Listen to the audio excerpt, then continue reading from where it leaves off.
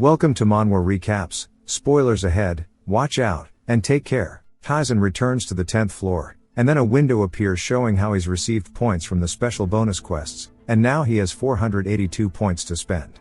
Points can be converted into gold, stats, or skill proficiency.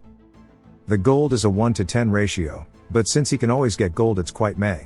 Stats are a ratio of 5 to 1, so he would get around 96 stats, but also kind of meh. Whereas, skill proficiency is a 10 to 1 ratio, which he decides is the best use of his points. Kaizen explains that it's important since that every time a skill's proficiency increases by 20% it changes the skill slightly. For instance, detection shows you that you can only detect the weakness of living things, but after 20% it occasionally alerts you to important info. Each skill varies, some are major while others aren't. Kaizen notices that Ark is lost in thought, and asks if he can hear him. And since he's gotten back, Ark is deep in thought. He asks what his opinion is on him increasing the Scarring Storm proficiency by 48%. Ark says he doesn't think it's the best choice, as it's something he'd benefit from doing firsthand. Since even if he does it, he'll still need to learn by moving his body. He opens his skills, and says he has a lot that are goated. But the problem is he has too many to choose from. He sees magic in the list, and comes up with an idea. It cuts to the safe area in the 9th zone, and we see an explosion. Lily is coughing a lot since her experiment went boom. Kaizen enters the room, and a bit later of him telling her about it. She's surprised he can increase his skill proficiency. She says it's crazy to find something that can interfere with the labyrinth system. He asks if most people aren't able to do this. She says well duh, since proficiency is a law of the labyrinth, and everyone is generally bound to it. Even gods can't interfere with the laws. Then she asks how much he can increase it by. He tells her around 50%, she is completely disgusted and starts to make the place shake out of anger, but she manages to calm herself down, telling him that he should not tell anyone. If he does they'll probably come for his head. He asks if it's that special. She says that there are people who would cut their fingers off for just 1% of proficiency, and how she herself is barely at 20%. She says she'll explain more. As magic proficiency rises, the efficiency rises too. She explains how since he's at 3% he won't even be using low rank spell properly. Since you can learn from beginner rank to peak rank magic and always use it. But depending on the proficiency the level of the spell will differ. So at 20% you can use the full power of a beginner spell, and half of a low ranks, at 40 it's full lower, and 60 is mid rank. Hopefully this explanation helps him make a decision. Kaizen thinks about it, then it jumps to back in the 10th floor. He increases detection's proficiency by 10%, now he can estimate an enemy's stats. Then he uses the rest to increase his magic proficiency by 38%. He obtains magic acceleration, and magic explosion. Now he can fully use a low rank spell's power. He uses Fire Blast, and sees that the size increased, and the delay on the cast is gone now too. He activates magic acceleration, causing the spell to go zooming, and explodes. He's happy with it, and decides to try it on Frost Arrow. He then uses magic explosion, causing it to spread ice shards all over the area. He sees that it's pretty good, and grins. He heads to the 10th floor boss, which is an ogre fighter. He uses Fire Blast and magic acceleration, dealing 112 damage to it. Then he uses a mental attack and magic acceleration together, causing the boss to get hella confused. He explodes it after, causing the boss to go completely brain dead. Kaizen says it's not ready yet, then casts hella frost arrows and fire blasts. He pairs this with magic explosion, causing him to do 355 damage to the boss, defeating it. He obtains the ogre's ring. Kaizen says at this rate he can get to the 20th floor with just solely magic. Ark says magic is one of the most important skills in the labyrinth. Kaizen says seeing how Ark is speaking he must be done organizing his thoughts. Ark says yeah, roughly speaking, asking why someone appeared. Kaizen then asks who it was that decided to trample his world. Ark explains how mortals who overcome their limits through trials, or if they just reach a certain point in a field they become a transcendent, like Saw Jun. If you know you know, Ark says that transcendents who are given a domain become gods. But this means that the amount of power they've earned thus far becomes fixed. So after using their powers, it's not something that can be easily recovered. So since there were so many monsters, and the fact that when a god interferes with a mortal, their power usage is massive, so normally nobody would do it. However, there are those who could do it. Without using any of their powers they can interfere with other worlds. But these are existences from a long time ago who've lost their names. They are called the old gods. They didn't have the concept of age in the first place, and have to waste no power to interfere with mortals. Honestly, he's never seen them in person and he's only heard of them through stories since it's been so long since they've disappeared. Tyson asks about their disappearance. Ark tells him there was a war between the gods. Tyson asks why they'd attack Earth. Ark says no clue, but he does know that they can't send anyone too strong since it would cost a lot of power. Tyson thinks about how last time an apostle was sent, and it was crazy. Tyson says he understands. Then it cuts to them heading to the hidden area in the boss room. Ark says this is it, just kill the bastard and his quest will be finished. Tyson moves the curtain to see an ogre reading a book. He closes it and says, "You've come, warrior." The wise man sees Ark, saying he knew the day was coming, but it's quicker than he thought. Then asks if he wants one final conversation. Ark asks what he means, and the wise man says he can tell Tyson isn't an enemy he can defeat, and if his defeat is predetermined he'd like to satisfy his curiosity at least. Ark gets pissed, but calms himself down, saying okay.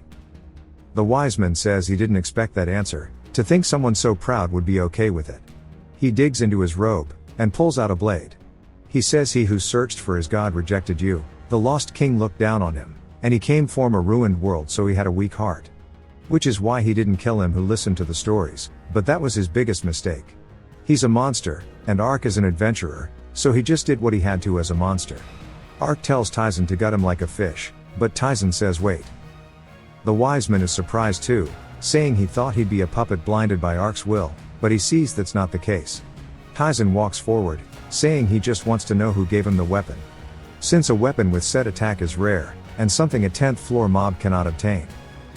He asks him again who he got it from, and the wise man grins, saying he understands why Ark's changed now. He asks Ark if he actually doesn't have any ideas, since he was heavily disliked by many, even other adventurers. Ark realizes something, and the wise man says the god of sin gave him the weapon, along with the order to kill him. Ark lets out a primal scream of anger, and the area begins to shake. Tyson recognizes the name, saying Yun mentioned them. Ark listens to the wise man continue his rant, about how he was forced to do it. But he's said everything he's wanted now. So do whatever you wish. Tyson points Lakerada's sword at the wise man, and the wise man says he's weak, but he's befriended many people through speech. Tyson stabs him in the heart, and the wise man grins, saying all things must come to an end, and he tells Tyson to become strong enough that nobody can try anything. Tyson says that's the plan, and the wise man's final words are telling him to conquer the labyrinth and free them all. Then he falls to the floor dead. Tyson gets a window, saying the floor is fully cleared now, and many gods begin to feel favorably towards him, but some hold hostility. The weapon is named the Tip of Disaster. We'll call it Todd. Ark sighs, saying he's not sure if he's thankful or hateful, but says he'll reward Tyson first. He gives him a relic called Sword imbued with the blood of the ancestors, too long of a name. It gives 20 attack, and an extra 10 when fighting a noble. Ark says it holds a deep history in his world, and it's the blade that killed his father too. Ark gets pissed again, thinking about those who gave up on conquering the dungeon blocked him from doing so. Then grants Tyson a side quest to rip apart every single person attached to his death. Tyson says it looks like they'll keep traveling together then, and Ark says it's a good thing, as he wanted to see how far he'll go. Tyson accepts the quest. Then we see someone on a cliff and they are smiling, asking if anyone looks useful. It's the god of sin. Some more backstory real quick. We learn that some adventurers decided to make a group together, and they named themselves the God of Sin. But the path they chose to climb wasn't to challenge the labyrinth, but to leech off it. They restricted the floors that adventurers could clear, and created their own systems, ranks and laws. For those who went against their plans, they would resort to murder. It cuts to the 11th floor boss being defeated by Tyson, and he asks Ark if the God of Sin are in the deeper floors. Ark says he guesses so. Its leadership and some core members exist in the lower floors. Those of a lower rank though are all over. Tyson says he should be meeting them soon then. We see that he got a bracelet with a 1% chance to counter attack, and the ogre ring is closer to a bracelet too, so he got 15 strength. And an actual ring that does 3 damage to the undead. He decides to keep going down, and heads into the 12th floor. Inside, a ghoul appears and swings at him. Tyson says the 11th floor was full of skeletons, this one will be ghouls. Every 10 floors the theme changes, and 11 to 20 seems to be an undead theme. Because of that it smells like liquid ass. He sees a statue called the Altar of Maria. He says unlike Lake Arata's this one is simple. He asks Ark what kind of goddess Maria is. He says she's the goddess of choice, but he has no clue what kind of trial she'll give. But he can tell him that she's incredibly strong. And most strong gods are pretty whimsical. Taizen says it doesn't matter, and stretches his hand out. A new subquest starts. It's the same type of message he gets at every altar. But this time it's slightly different as she shrinks her influence to offer an empowered trial right away. Ark says rumors of him has probably spread around the gods already, so she's not planning to test the waters. Taizen says he has no reason to deny, then the quest gives him a choice between many enemies, or fewer enemies. Taizen asks Ark what'll happen if he chooses one. He says to just go for it, man. Taizen wonders if there's no correct choice, then decides to pick fewer enemies. He just picked honestly so she wouldn't dislike him. Then it asks if he wants more variety or less. He picks less. He keeps making all of these choices. Maria is content with the choices he's made so far. The statue smiles, and begins to shake as the room expands. Taizen looks around, then sees some monsters appear. He says it's his first time seeing them. A small circle appears saying if he leaves he'll lose. The monsters all begin to charge at him, and he activates Unbreathing Attack. He combos it with Wolf's Fang to instantly kill one of the monsters. He slices another and says he realizes now that the battle is the opposite of all his choices. He throws a goblin-type mob into a bird, then hears chanting in the back and sees a skeleton chanting a spell. Taizen flicks a knife at it, saying now he understands that this'll be a high-risk scenario. His proof of combat activities, and Taizen says he'll show her then. A horde of rats run at him and he casts Fire Blast at them, instantly wiping them out. An ogre begins to swing overhead, but he parries it. It goes for a follow-up, but Taizen blocks it and activates Power Strike, finishing off the ogre. The other mobs take the chance to attack him from the back. Another skeleton casts a spell, sending frost arrows at him. Taizen grabs a snake-like creature by its tail, then throws it into the other creature, which causes them both to be impaled by the frost arrows. Taizen sighs and looks over to see the fight isn't even close to done, as they are swarming at him like ants. It cuts to later, and Taizen is gassed out and he looks around to see a lot of corpses. He wonders if he's finally finished. Then we hear a metal clank and he looks over to see a knight wearing red armor. He calls it a death knight. He's heard it's the 20th floor boss. He notices it has an ornament on its necklace, and he wonders if it used to be a human like Lake Arata's servant from before. We learn there are 4 of them approaching him. Taizen uses the emo blade to heal himself, then readies his sword at the death knights, saying to bring it on. We hear the sound of swords clashing, as he's having to continuously deflect the attacks. He's having a hard time, and says even if he uses deflect there's a limit to blocking 4 at the same time. He activates Force Battle onto one of them, and realizes it's his chance. He uses Power Strike, but the Death Knight creates distance to avoid Taizen's skills. He realizes this will be bad, so he uses Fire Blast and Frost Arrow. He accelerates them, and the fight continues. The Death Knight evades attack after attack. Taizen realizes the longer it goes the worse it'll be. The Death Knight goes for an attack, and stabs Taizen in the chest. He grabs onto the Death Knight's arm saying this is it. He activates Forced Battle, then uses Unbreathing Attack and Power Strike again this time, but manages to knock the Death Knight down, cutting its head off. A window appears saying he was victorious against the Death Knight. He says that he's at 1/10 of his health, so he can't do that again, since he can't take any more hits. He laughs, then blocks an attack, using the chance to knock one back. Then he avoids and repeats the entire thing. He's gassed out, and begins to wonder if his technique is too rough. He's using the Wolf's Fang, but says that he feels clunky, and should be able to do it more fluidly. Ark sees him making minor changes, saying that his attacks looked heavy and forced, but now it's slowly becoming smoother. Taizen closes his eyes, and keeps trying to shave away at the unnecessary movements little by little. Pink petals begin to flow from his sword as he swings, killing the final Death Knight. Ark says he's surprised that he's learned it on his own. Taizen asks him what the sword art is called. He says it's called the Dancer's Steps. Wolf's Fang is a rough barrage, and this is closer to an elegant dance. They are optimal cuts. He asks Taizen what he thinks. He says it's incredible. We see on the window only one other person has learned it. Taizen doesn't know if it's stronger than Wolf's Fang, but since it's the complete opposite in terms of style, it confused the Death Knights. A window appears saying he's passed Maria's trial, and that she is extremely content with his choices. He obtains a shape-shifting weapon, and another passive skill called Freedom of Choice. Of course he gets an apostle contract he refuses. We hear an ominous laugh, Then a window appears saying Maria's absurd choice is activated, and that he's received Maria's invitation. He's given a choice now. He gets surrounded by darkness and asks what the hell is going on. The window spams to accept the invitation, and it forcefully does it, only giving him the illusion of choice.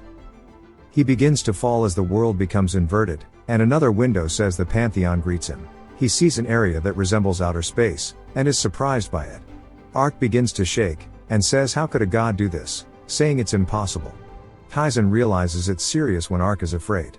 He stands up, and begins to explore and finds a Pantheon. He decided to enter it. Ark tries to tell him he can't just enter like this. But Kaizen reminds him they invited him. As he keeps going forward he sees, it's an endless corridor, with gems scattered everywhere like flowers in a garden, and the ceiling just looks like the sky. A shadow looms overhead, and we see a giant girl with golden hair staring at him. She is none other than the goddess of choice, Maria. She says that she's glad to have met him. The system runs checks on Kaizen, but he clears all of them. Ark starts to grunt, as we see his existence begin to fade in and out. Kaizen asks her why she's doing this to a guest. She giggles, then clenches her fist. Ark coughs, then thanks her for being merciful. Maria smiles, saying it's been a while, and she mentions how Ark's death was unfortunate. She introduces herself to them both, saying she forces one last choice on those who manage to reach this place after multiple awful choices. She welcomes them to the temple. Kaizen stares at her, saying he can feel the pressure on his skin, that she's beyond a realm he can understand, yet there's meant to be hundreds of these. Ark politely asks if he's allowed to speak. He says that since they are mortals, how did she invite them to the temple of the gods?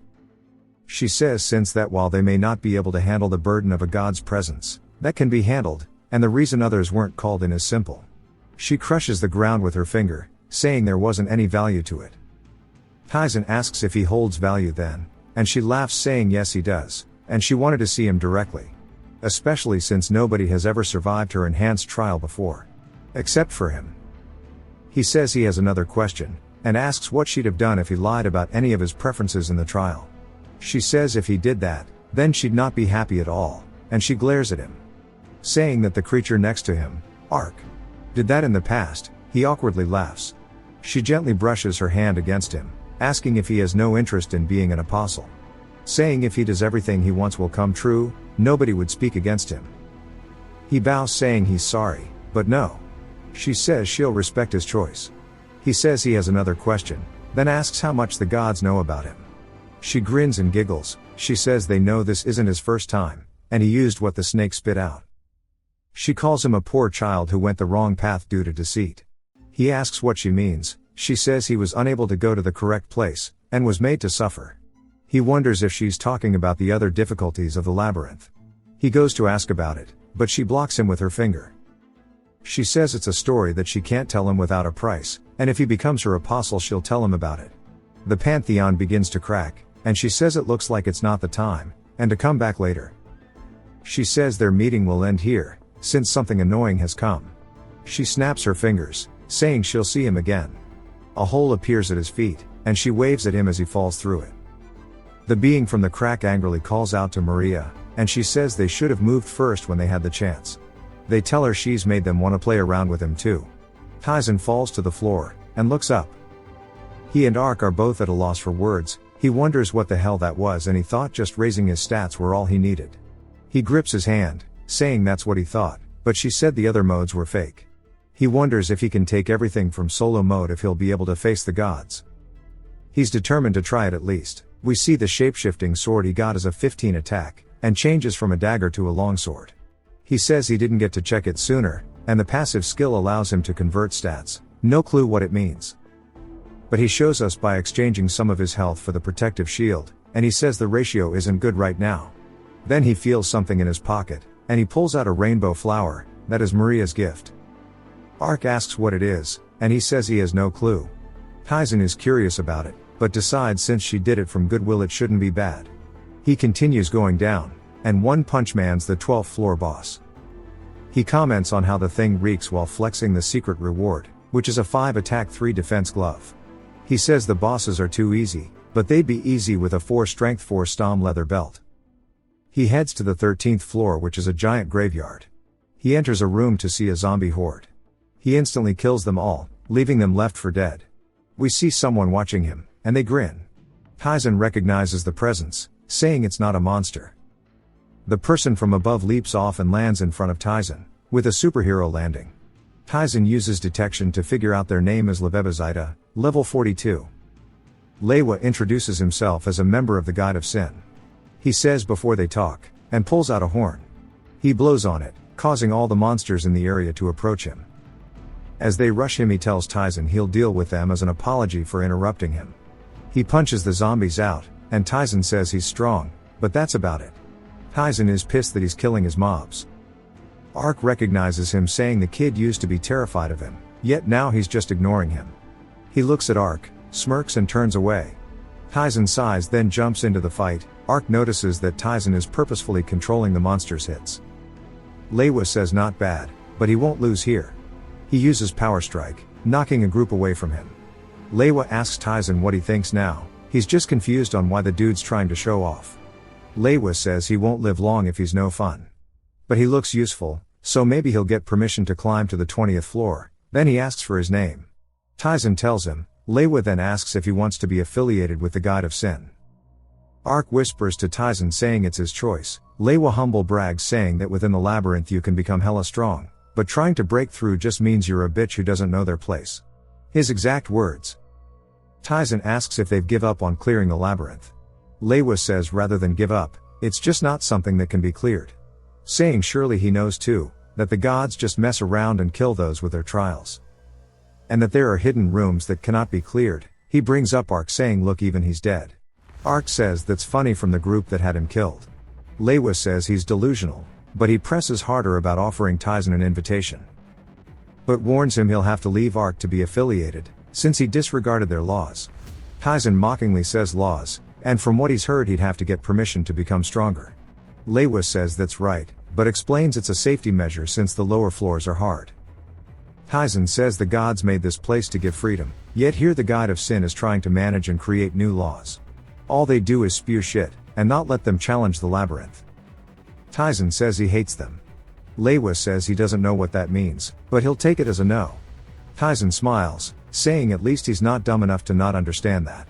There are two reasons the Guide of Sin seek newcomers. One is to bring them into their group, and two is to kill them before they can grow. Leiwa smacks Taizen, breaking the floor, but quickly realizes that Taizen caught his fist. Taizen says he said he'd punish those breaking their laws, but he seems too weak to be able to do so. Leiwa jumps backwards, saying he attacked with the intent to destroy him. But tries to reassure himself, saying he's a 13th floor adventurer, there's no way he would lose. He dashes back in, and Taizen continues blocking all of his attacks without letting anything past his defense. Taizen says that Leiwa isn't weak, and it seems like he's trained through repetitive hunting. Leiwa begins to feel fear, as he's pushed back by Taizen's attacks. He finally gets hit by one, and Taizen says while his defense is high, his movements are lacking. Ark starts to absolutely shit-talk the guy, saying his talent is trash, and that he's unable to learn. Even the labyrinth found he has no value. Leiwa starts to get heated, and jumps in at Taizen out of pure anger using Power Strike. Taizen activates counter, stabbing Leiwa in the chest for 6 damage. He then kicks him away, dealing 6 more. Leiwa realizes that he's using the era cards. This angers him since Einzel looked down on the rest of them. He asks him who he is. But Taizen quickly leaps at him, and says he can think about that on his own. Since he's an adventurer too. Leiwa creates distance, and realizes that he needs to end this now, saying he can't believe he's having to use this skill here. We learn his gauntlet has rare ability that has a month-long cooldown. Leiwa uses Power Strike. While activating it, he hits Taizen directly into the ground. But of course he ignores it, and asks if he's done now. Leiwa is terrified, and falls to the floor, wondering what the hell he's been fighting against. Taizen approaches him slowly, and Leiwa calls him a monster. Taizen says that was pathetic. Ark says that he wasn't originally this weak, but because he got complacent and didn't try climbing his skills deteriorated. Taizen tells Leiwa surely he knows what he's about to ask. Leiwa asks if he'll spare him if he answers.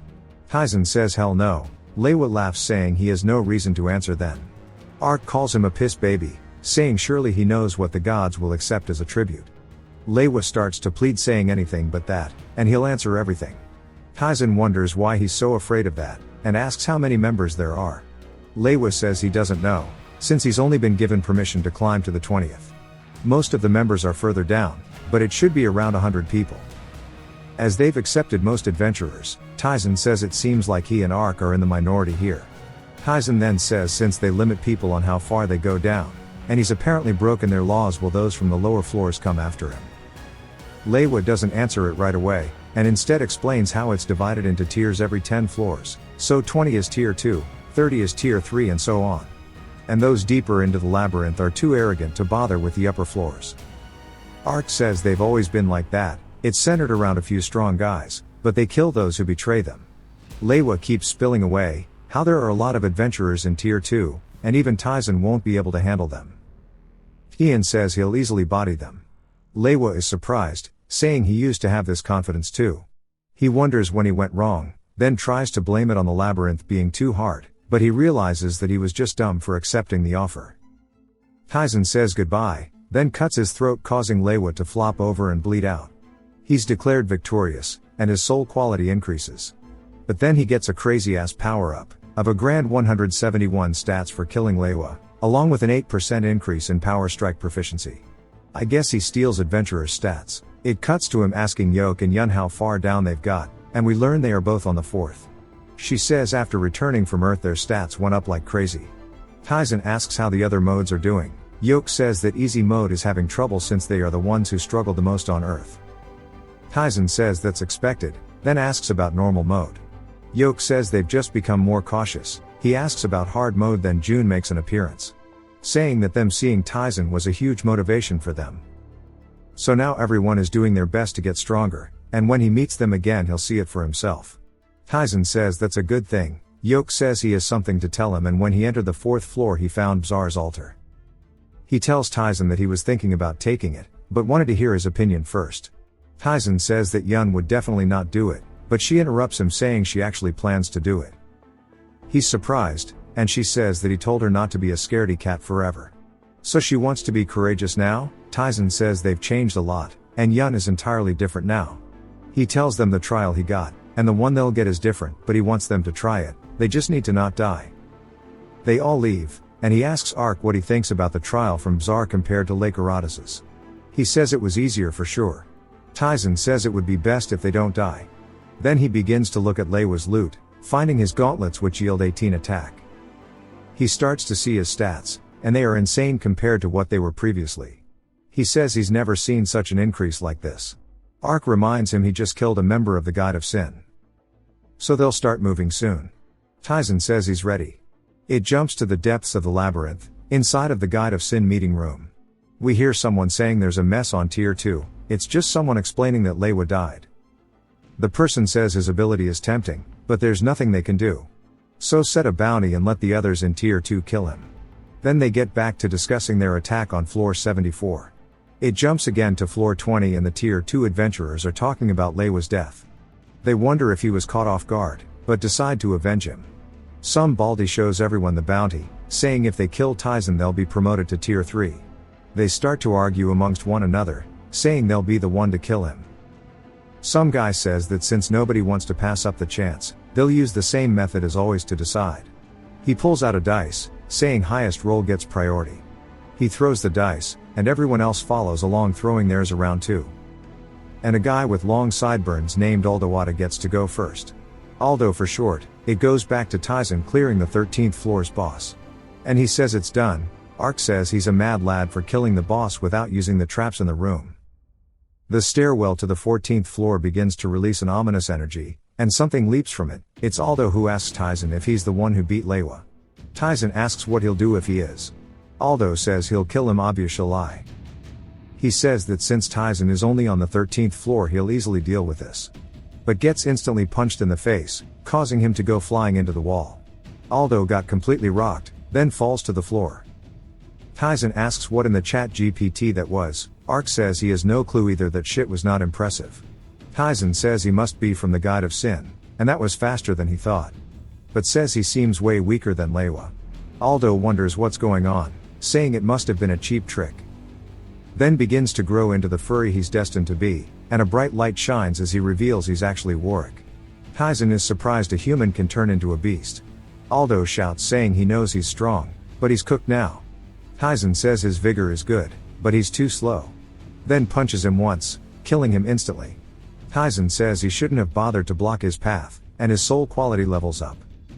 We see some kind of ember thing fade out, and the other Sin members quickly realize that Aldo just got bodied, which sends shivers down their spines. Then they start to cope, saying that Aldo must have not been transformed as that's the only way he'd have lost.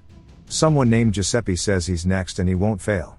He instantly gets smacked, and he asks Taizen why he hit him before letting him speak. Taizen says he's here to kill him, so why would he hesitate? He attacks him, but Giuseppe blocks it with a magic shield. Taizen says it's his first time seeing a magic like this. Then Giuseppe tries to use mental magic, but of course Taizen immunes it. Giuseppe realizes that Taizen might actually be much stronger than they all thought. He activates something called Scatter Shard, and Taizen looks around saying it's a movement inhibiting spell. Giuseppe takes the chance to use Frost Arrow, but Taizen activates it back at him, but his is much bigger so he destroys Giuseppe's.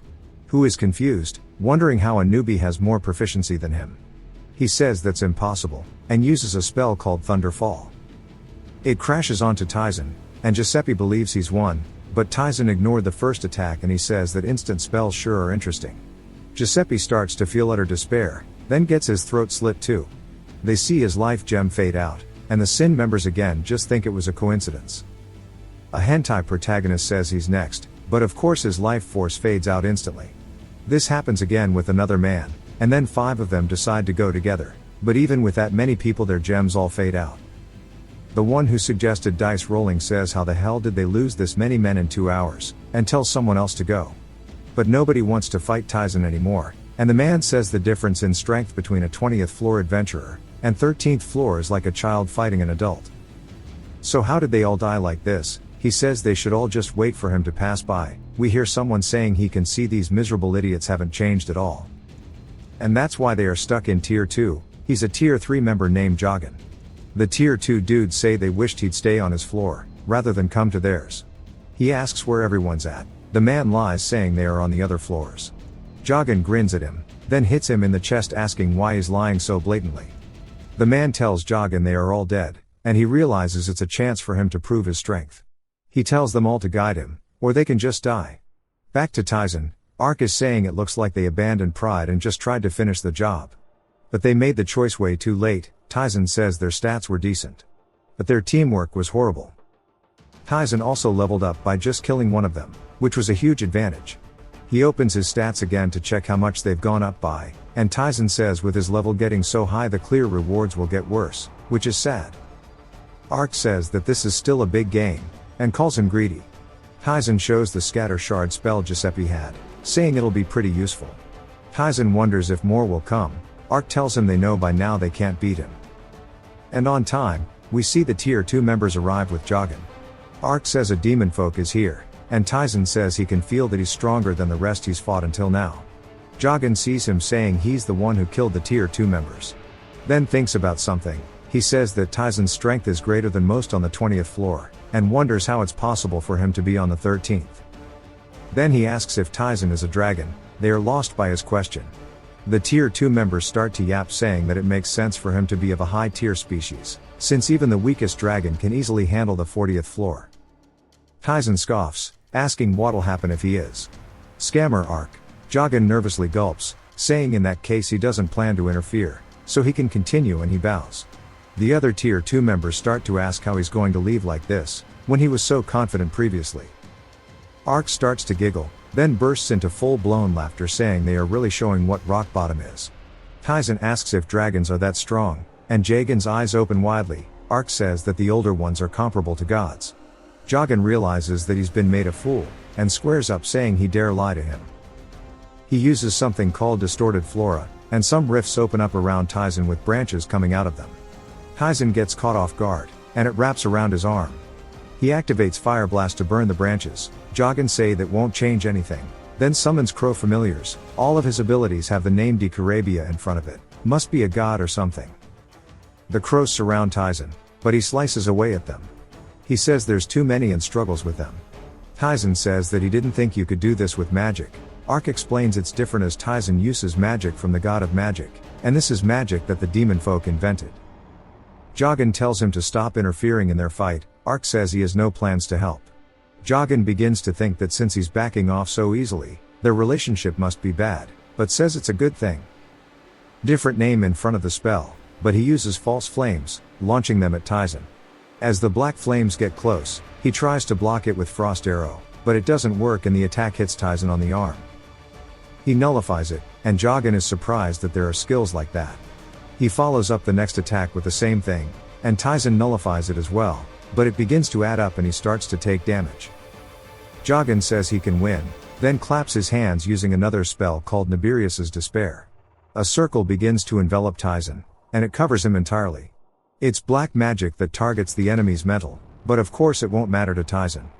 Ark says that black magic is complex, so if you're facing it for the first time it'll be difficult to respond properly to. But of course Tyson is built different, and we see slashes from the circle.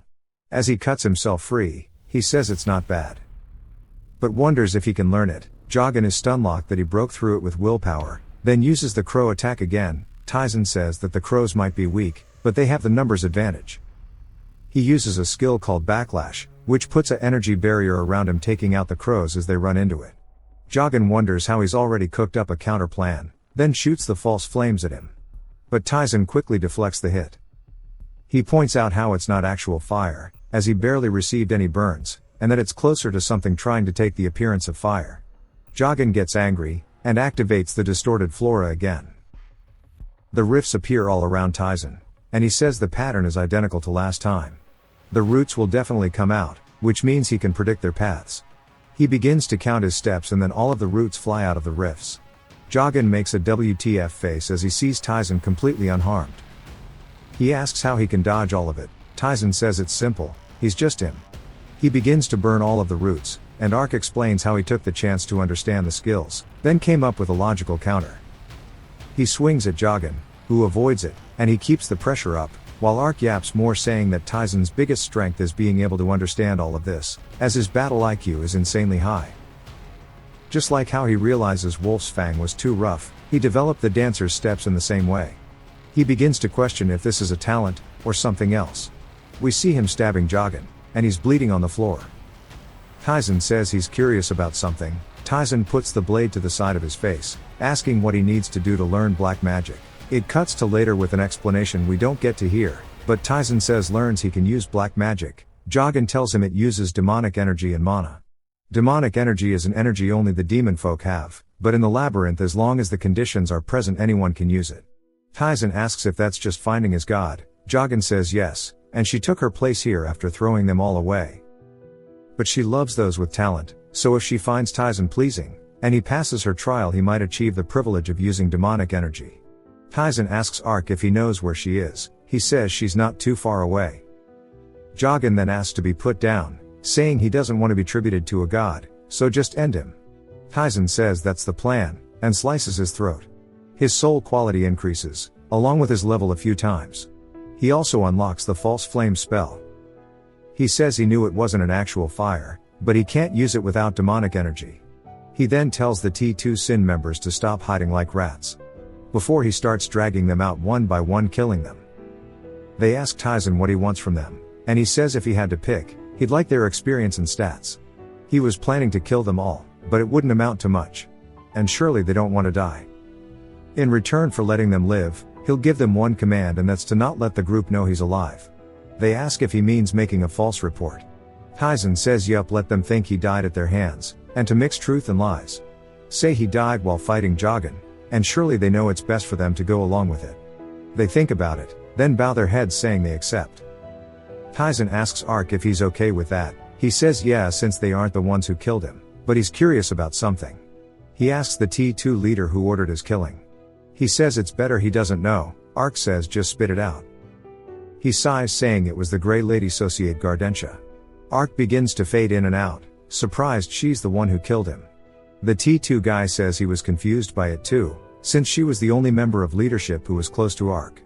It cuts to Yoke saying he won, and Yun too says it feels like a dream they both cleared Bzar's trial. Tyson asks what was in the trial. She tells him it's fearing what you face the most. So she fought a spider. Yoke says he fought an elephant. She asks how the hell he's scared of elephants. While they talk, Tyson wonders what he would have gotten had he done the unempowered trial. Yoke says that the rewards from the trial were nuts. Taizen tells him not to go overboard on accepting trials since some gods are really moody. He tells them they'll talk later, then he asks Ark if he's ready to speak now. Ark looks depressed, asking if he has to. Taizen says yes, he doesn't want this quest to fail because of Ark being moody. He stares at Ark until he replies. Ark says when he first came here, he couldn't talk to anyone since they were all monsters. But the first comrade he met was a girl with a similar background to him, so he felt kinship. HW just wants to know why she had him killed. He tells him his objective hasn't changed. Taizen says that's good enough for now. We get a quick montage of him clearing the 14th and 15th floor, and at the entrance to the 16th he met Lily. Who's surprised he's this deep already. I'm more confused on how she's down here, when she can't clear the 10th floor. Taizen tells her he's leveled so much he's speedrunning. He's got some items for tribute though, he hands them to her and she begins to spell like usual, and he learns the low rank spells of invisibility, and slow. She tells him that she doesn't know what slow does, but he can test it on her if he wants.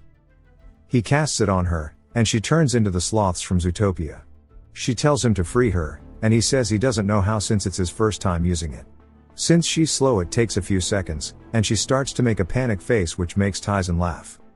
When they start to go down, Ark's laughing, saying it's good it dispersed on its own after 10 minutes.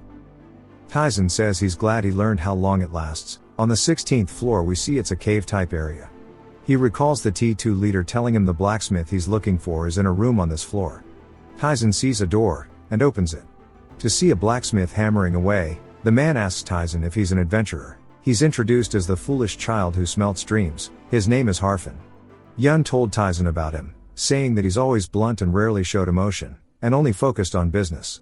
However, since everyone else treated her poorly, she was thankful for how he treated her.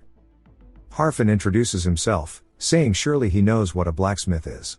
And the monsters here drop two types of things, either gear or material. Usually you sell the materials at the store, or use them to request gear, but if he brings them to him he'll make gear, and as a first-time service he won't charge him. Harfin takes a second glance, and sees Ark, saying he sees he's here too. Ark asks why he isn't surprised, since last time he saw him he was alive. Harfin says he believed he'd come down in any form, and asks if Taizen took his quest. Taizen nods. Harfin says the Guide of Sin was annoying, but it was still unexpected what they did. But he goes back to the topic of business, saying he doesn't discriminate when doing business. Whether they are good people or psychopaths, he doesn't care. So don't say anything annoying related to working only for him. Taizen says okay, then says he wants a wrist guard made. Harfin goes to say as long as he has the materials, and of course Taizen drops it all onto the floor. Harfin sighs, saying alright, gimme 30 minutes. Taizen is surprised by how fast it is. Harfin says they are all common materials, so of course it would be fast. Then tells Taizen to come back later. He leaves and Taizen says it's the perfect chance to clear the floor. It would only take 10 minutes if he tried harder, so he'll go a bit slower and relax. Taizen returns after 30 minutes, Harpan says just on time. He hands him the wrist guard, and Taizen says the stats are quite high. Harfin says next time he'll charge for it, and the price is determined by the value of the gear, and he'll hold the leftover materials for now. Taizen goes to say he'll see him later, but Ark asks why the quality is so low, saying he can make way better equipment than this. Harfin says there's not enough materials, but Ark says surely he knows what he's trying to say.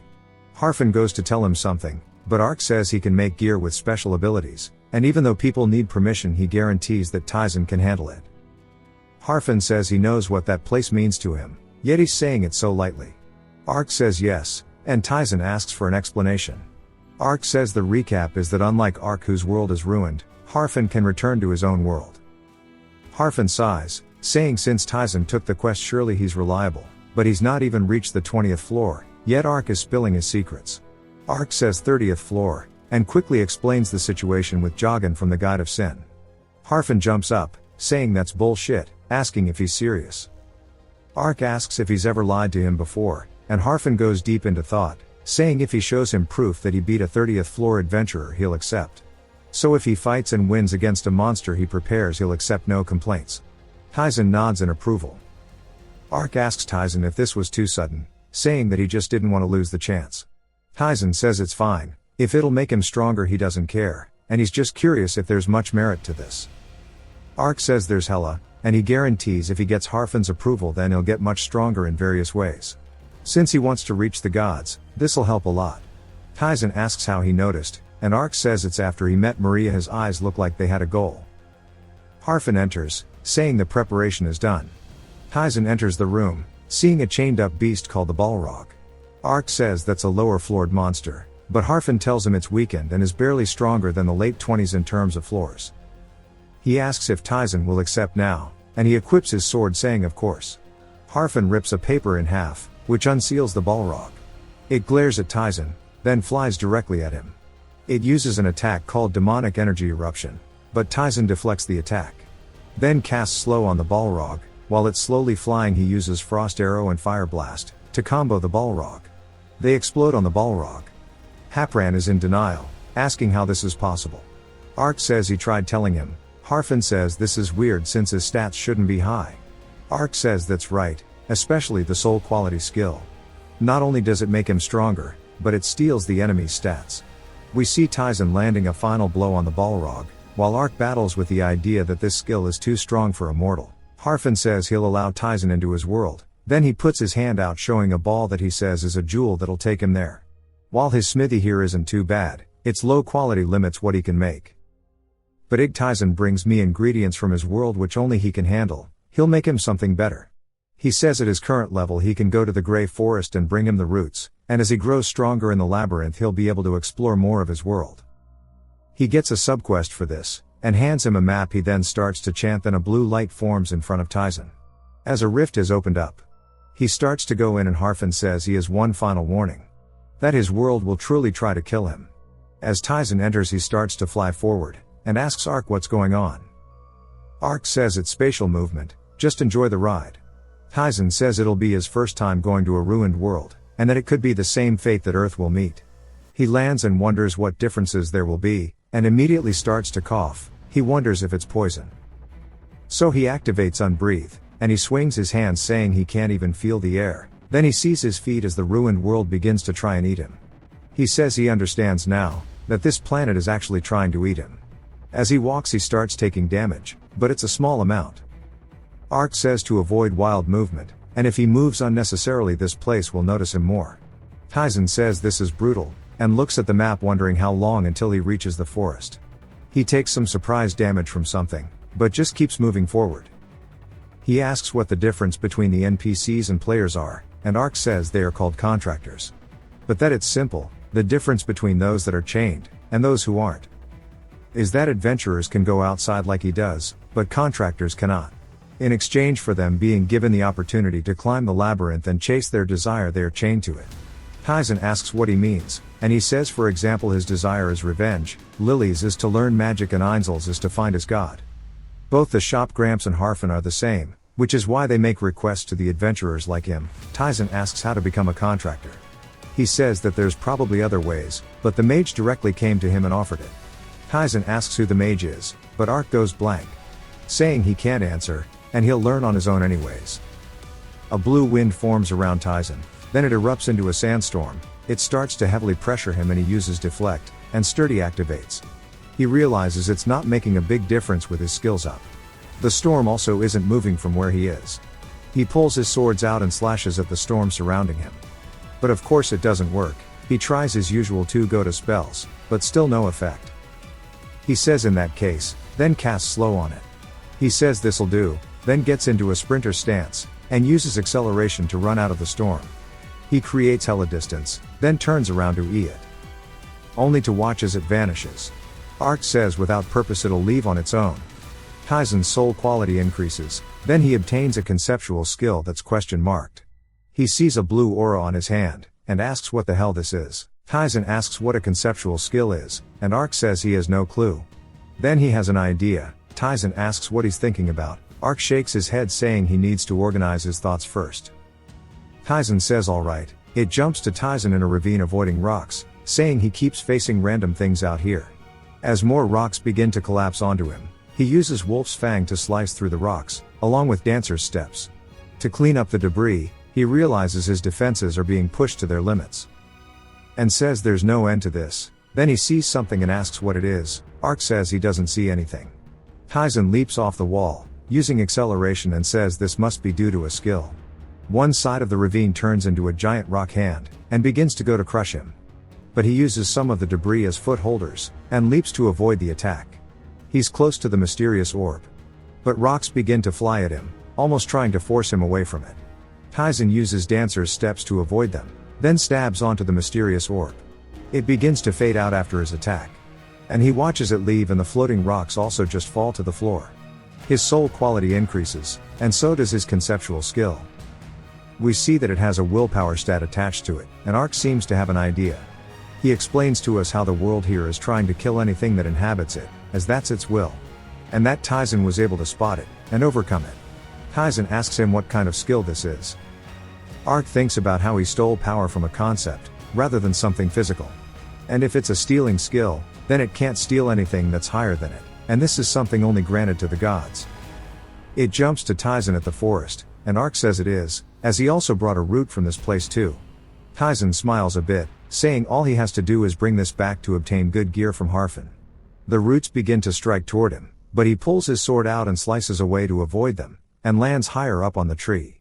He laughs, saying this place is way bigger than it looks. A part of the root tangles onto his foot, and he uses backlash to create a barrier, so they cannot approach him anymore. The tree ignores him, and continues attacking. It manages to pierce the barrier. Taizen dodges the attack, and wonders where the main root is. He slices through the ones with him, and begins to look around to find the energy he saw earlier in the ravine. He notices they are gathering together, and he begins to run toward it. Arc tells him to be careful, but realizes that he cannot hear him. Taizen is locked in, heading to his goal. Taizen nullifies the first hit, and leaps towards the energy, slicing it with his blades as he passes by it. The tree begins to crumble, and we see the will beginning to fade out. As his proficiency increases, Taizen obtains the roots as a reward. And says that wasn't that hard. Arc says he told him before at his level it won't be too hard, but they should head back quickly. Taizen sees something in the sky, saying that's for sure the move.